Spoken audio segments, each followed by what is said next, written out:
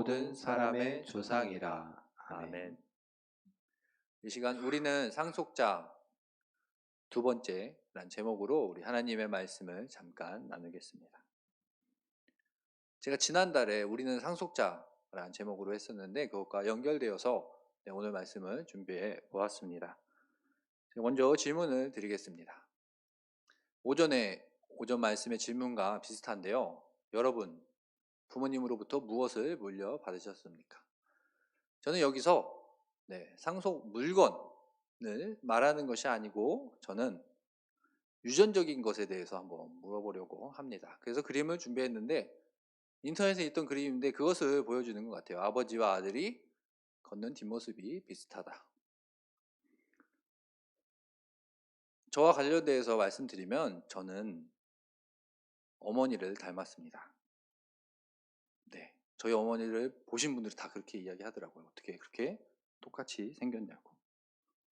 그리고 저는 누나 둘이 있는데 누나 둘과 어딜 가도 사람들이 다 남매인지 알더라고요. 정말 유전적으로 저는 부모님으로부터 이런 생김새를 물려받았습니다. 그리고 어떤 분들은 걸음걸이도 똑같더라고요. 제가 남아공에 있을 때 저와 같이 공부하던 목사님이 있는데 그 목사님은 믿음이란 아들이 있었습니다. 그래서 제가 믿음이 아버지라고 했는데 믿음이 동생이 사랑이었어요. 그분이 왜 이렇게 이름을 믿음과 사랑으로 했느냐? 자신은 셋째를 낳을 자신이 없어서 그냥 믿음, 소망, 사랑 보통 이렇게 생각하는데 그냥 믿음, 소망을 건너뛰고 사랑해서 이제 더 이상 셋째를 낳지 않겠다. 네, 그렇게 했는데 그 사랑이는 딸이었어요. 근데 그 목사님과 축구를 하고 뭐 족구를 하고 할 때 그 목사님이 뛰는 모습을 제가 몇 번 봤었습니다. 근데 사랑이가 저한테 목사님 하면서 뛰어오는데 똑같은 모습으로 뛰어오는 거예요. 한 3살밖에 안 된 아이가.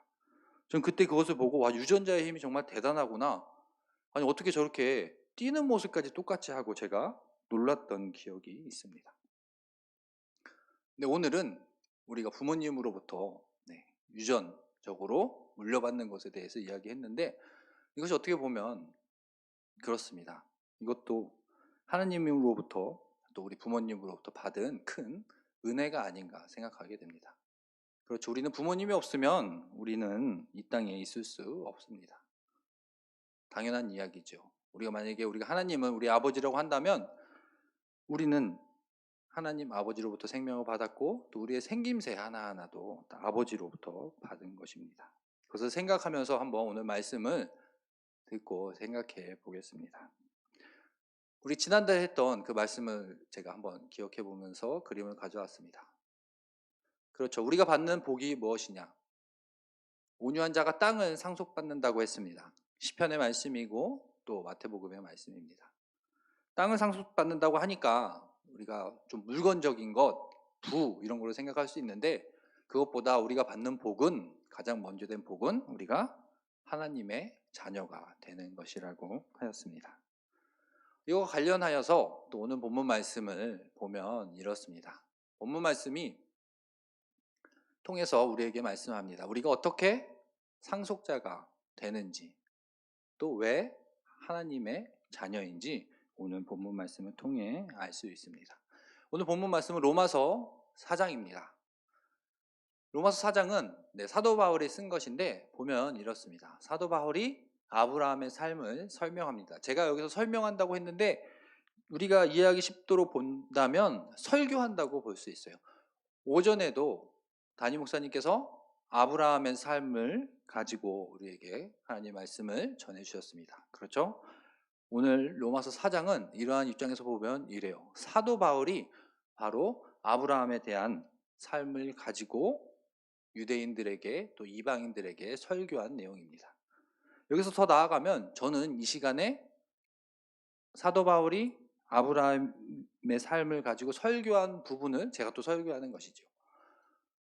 여기서 제가 말씀하고자 하는 것은 바로 이렇습니다. 아브라함 하면 그의 삶은 굉장히 중요합니다. 신앙이 있는 사람들 안에서 굉장히 중요합니다. 그래서 신약 성경에서도 굉장히 여러 번 나옵니다. 오늘 다 찾아보지 못하지만 오늘은 특히 로마서를 통해서 보지만 왜 그러느냐? 왜 이렇게 중요하느냐? 이것을 한번 우리 한 절 한 절 살펴보면서 볼 텐데 로마서 4장 1절을 한번 보겠습니다. 함께 읽겠습니다. 시작. 그런즉 육신으로 우리 조상인 아브라함이 무엇을 얻었다 하리요. 제가 빨간색과 녹색으로 했는데 빨간색 위주로 이 본문을 제가 이해하기 쉽게 한번 풀어보았습니다. 보면 이렇습니다.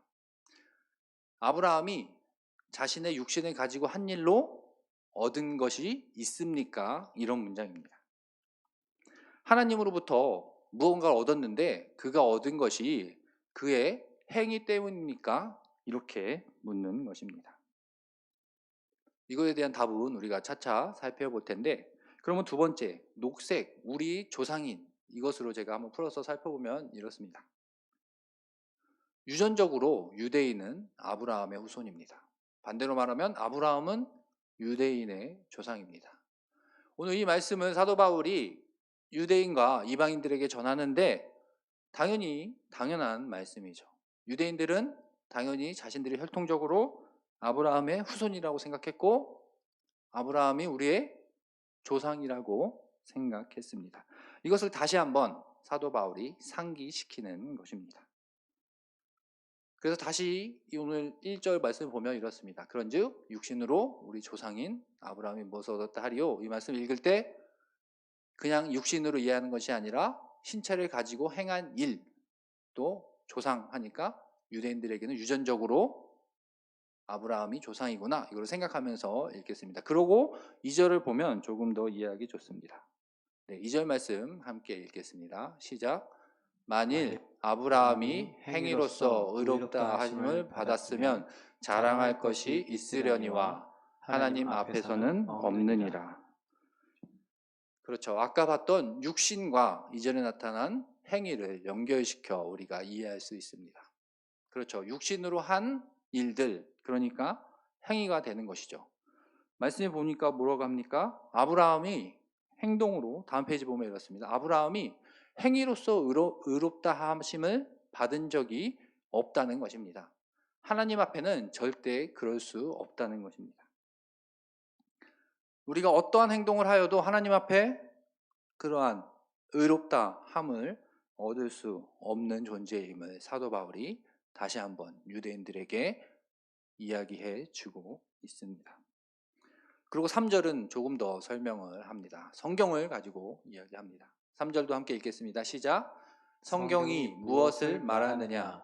아브라함이 하나님을 믿음에 그것이 그에게 의로 여겨진 바 되었느니라. 그렇습니다. 우리가 잘 알고 있듯이 오늘 오전 말씀을 통해서 봤듯이 아브라함이 의롭다함을 얻은 것은 바로 하나님을 믿음으로 의롭다함을 얻은 것입니다. 이 말씀을 사도 바울이 하는 이유는 조금 더 살펴보면 알 수 있는데 아브라함이 하나님께 얻은 것은 그의 육신의 행동 때문이 아니라 믿음 때문이라를 설명하기 위함이었습니다. 그렇죠. 당시 유대인들 하면 어떻게 보면 우리보다 아브라함에 대해서 훨씬 더 여러 번 듣고 잘 아는 사람들이었습니다. 근데 이러한 이야기를 사도 바울이 합니다. 다시 한번 그들에게 아브라함을 한번 생각해 보라고 이야기하는 것입니다. 설교하는 것입니다.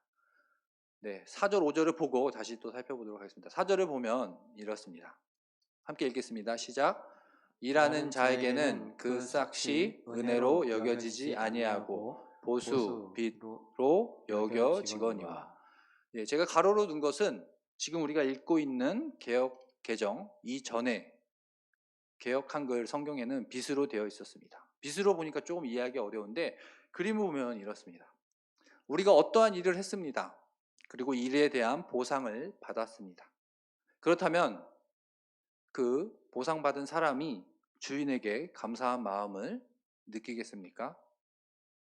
그렇죠. 그렇지 않죠. 이것은 내가 당연히 받아야 할 바를 받았기 때문입니다. 사도 바울은 이러한 비유를 가지고 설명하는 것입니다. 아브라함이 자신이 한 행동으로 하나님께 의로함을 받았다면 그것은 당연한 일이지 은혜가 아니라는 것입니다. 그러면서 5절에 이것을 또 설명합니다. 함께 읽겠습니다. 이를 아니할지라도 경건하지 아니한 자를 의롭다 하시는 이를 믿는 자에게는 그의 믿음을 의로 여기시나니. 그렇습니다. 이 말씀을 하는 것이지요. 다시 보면 이렇습니다. 믿음으로 의롭게 됨은 은혜라는 것입니다. 아브라함이 의인이 된 것은 자신의 어떠한 행위의 선함 때문이 아니라 온전한 하나님의 선물이고 은혜라는 것입니다. 그래서 제가 선물 그림을 한번 보여드리겠습니다. 그렇죠. 근데 우리의 이 말씀은 아주 잘 아는 말씀입니다. 여러 번 들었습니다. 그리고 아브라함의 믿음, 오늘 아침에도 들었고 우리 지난 몇 주 전에도 들었고 여러 번 들은 잘 아는 내용입니다. 그런데 사도 바울은 누구보다 아브라함에 대해서 잘 아는 유대인들에게 이렇게 설교를 하고 있습니다. 물론 이것은 이방인들을 향한 거지만 유대인들이 어떠한 상황에 있는지를 설명한 것이지요. 아브라함은 믿음으로 의롭게 되었습니다. 그런데 이 오늘 본문 말씀을 통해서 여러 가지 신학자들은 이렇게 생각했습니다. 사도 바울이 행위가 아니라 믿음으로 구원을 받는다, 이것을 강조하니까 반대로 생각하길 당시 유대인들은 행위로 구원받는다고 생각했구나, 이렇게 생각했습니다. 지금까지 있었던 여러 신학자들이요. 그런데 우리가 알 수 있는 상식으로 생각해도 그렇지 않습니다. 그들도 믿음으로 의롭게 된다고 함은 알고 있었습니다. 그런데 사도 바울이 이러한 이야기를 하는 이유는 당시 유대인들에게 이것을 한 번 더 깨우쳐 주기 위함입니다. 네, 이러한 생각을 가지고 오늘 읽었던 본문 16절 말씀을 함께 읽겠습니다. 시작. 그러므로 상속자가 되는 그것이 은혜에 속하기 위하여 믿음으로 되나니 이는 그 약속을 그 모든 후손에게 굳게 하려 하심이라. 율법에 속한 자에게 뿐만 아니라 아브라함의 믿음에 속한 자에게도 그러하니 아브라함은 우리 모든 사람의 조상이라. 그렇습니다. 사도 바울은 이것을 설명하고 싶었던 것입니다. 율법에 속한 사람이든지 당시 유대인들이든지 이방인들이든지 우리에게 믿음만 있다면 우리는 아브라함의 후손이 될 수 있다고 이야기하는 것입니다. 이렇게 보고 아브라함의 이야기를 우리가 다시 한번 생각하면, 그렇죠. 아브라함에서 이름이 아브라함으로 변할 때에 그는 모든 민족의 아비가 되었습니다. 오늘 이 그림은 무엇을 뜻하냐면 이렇습니다. 오늘 말씀 정리하면 이것이죠. 아브라함의 후손, 상속자는 처음에 봤던 1, 2절에 봤던 내용, 육신의 행위로 의로운 자가 된다는 것이 아님을 보여줍니다. 다음 그림은 이렇습니다. 아브라함의 후손, 상속자는 아브라함의 믿음에 속한 자, 그러한 자들이 상속자임을 말씀합니다. 그렇죠. 우리는 혈통적으로, 유전적으로 유대인이 아닙니다. 그러나 우리는 아브라함은 우리의 믿음의 조상이라고 여깁니다. 그것이 무엇 때문입니까? 바로 믿음 때문입니다. 우리가 의롭게 됨을 얻는다는 것은 우리의 행위가 아니라 하나님의 은혜입니다. 또 오늘 말씀을 통해서는 아브라함의 믿음을 우리가 기억함으로 그 믿음에 속한 자들이 아브라함의 후손이라고 하였습니다. 17절이 이것을 조금 더 설명해 줍니다. 17절을 함께 읽겠습니다. 시작.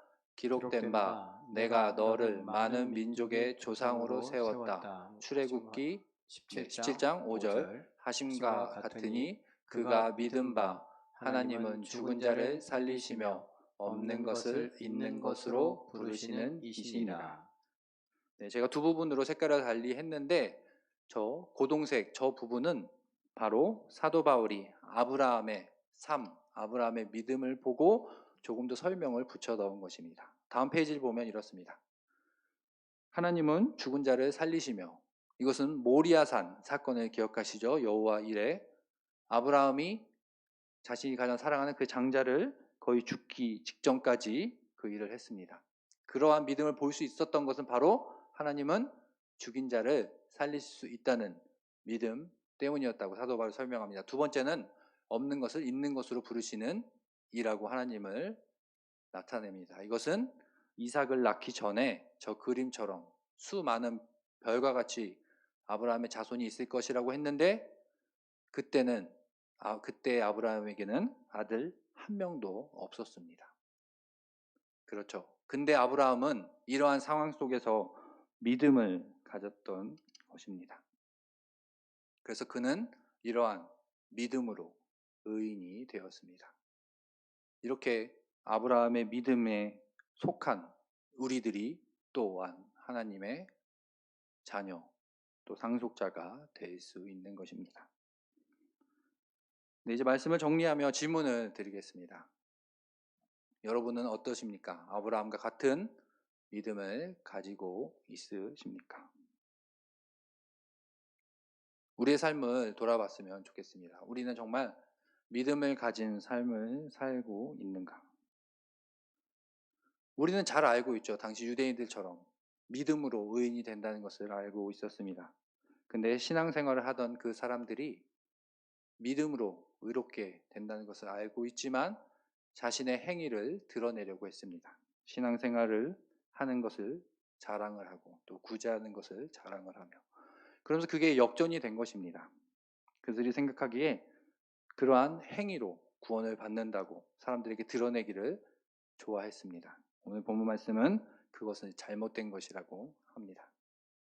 아브라함과 같은 믿음, 아브라함은 오직 믿음으로 의인이 되었음을 기억하며 오늘 말씀을 생각했으면 좋겠습니다. 이런 입장에서 제가 오늘 말씀을 정리해 보았습니다.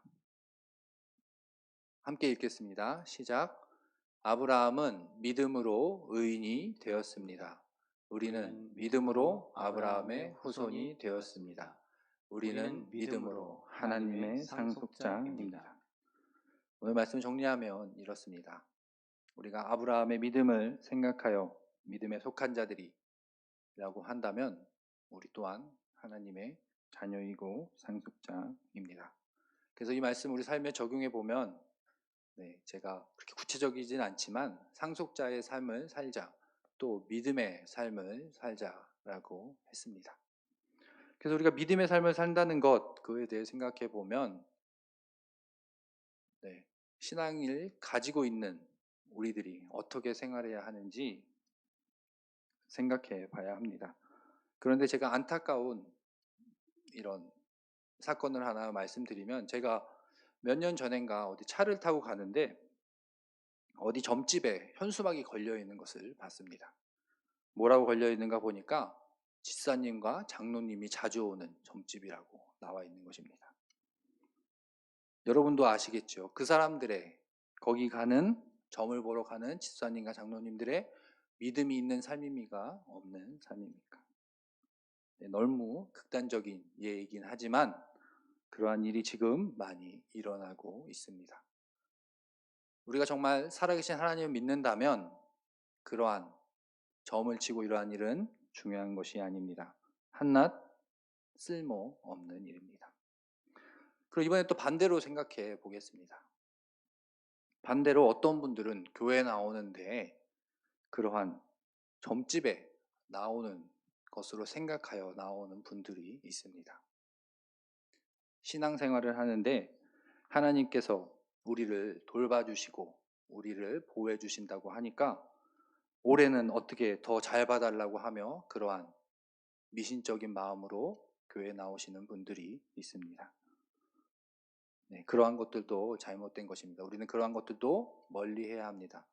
우리가 믿는 하나님은 그러한 하나님이 아닙니다. 전지를 창조하시고 우리를 죄에서 사망에서 구원하신 분입니다.